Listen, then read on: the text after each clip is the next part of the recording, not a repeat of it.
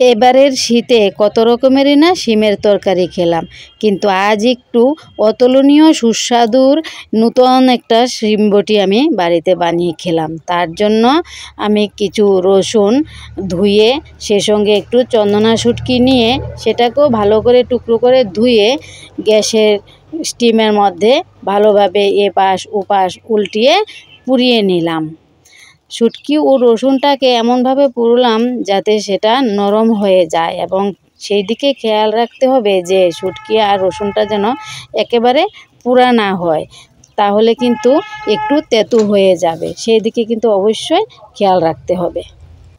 আপনারা কি কখনো রসুন আর শুটকি এরকম পুড়িয়ে শিম বটি খেয়েছেন? যদি খেয়ে থাকেন তো অবশ্যই কমেন্টস করে আমাকে জানাবেন।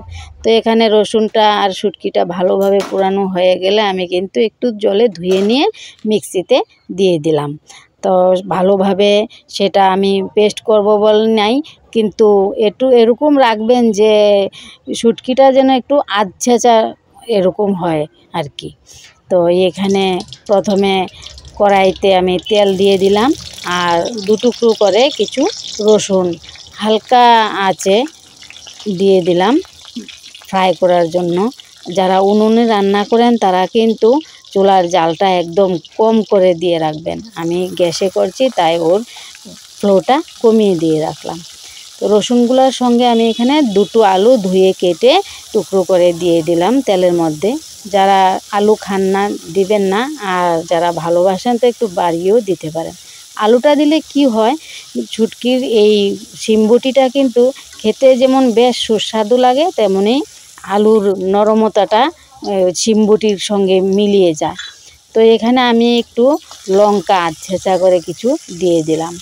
যারা ঝাল পছন্দ করেন তারা চাইলে আর একটু বেশি লঙ্কাও দিতে পারেন, সঙ্গে মরিচ লাল মরিচও দিতে পারেন, গুঁড়ো যেটা বাজারে কিনতে পাওয়া যায়। আমি কিন্তু বেশিরভাগই কম তেলে আর একটু কম ঝালে খেয়ে পছন্দ করি। তো আমার হয়ে গেল ভাজাটা, আর এখানে আমি মিক্সিতে যে ছেঁচা মতো পেস্ট করে রাখা শুটকি আর রসুনটা কিন্তু আমার পুরোপুরি পেস্ট হয়ে গেছিলো, খুব নরম তো তাই।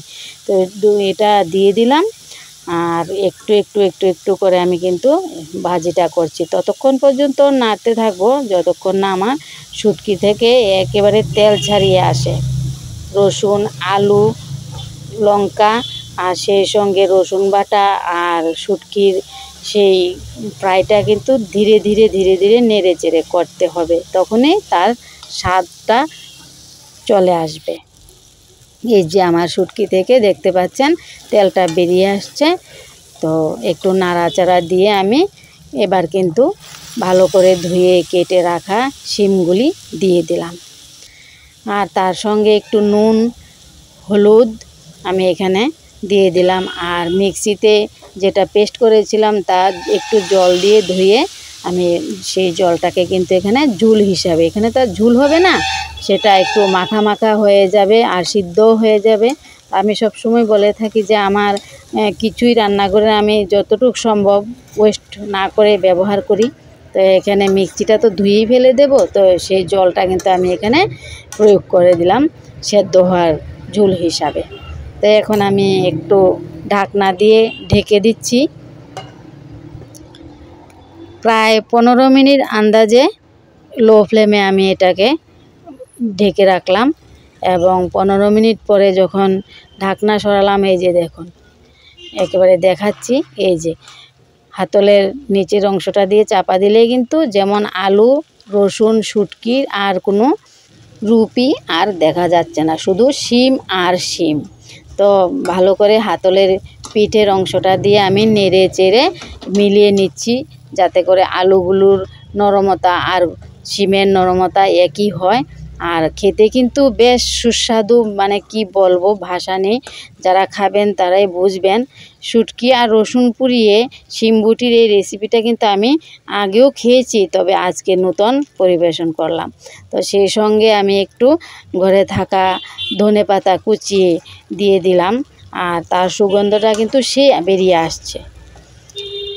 মা মাসির একটা ছোট্ট ধাঁধা আমার মনে পড়ে গেছে এই শিম বটিটা দেখে, যে শিমের সঙ্গে পুড়িয়ে দিলাম চন্দনা শুটকি ও রসুন, সকালের খাবারে গরম ভাতে শিম বটি নিয়ে বসুন।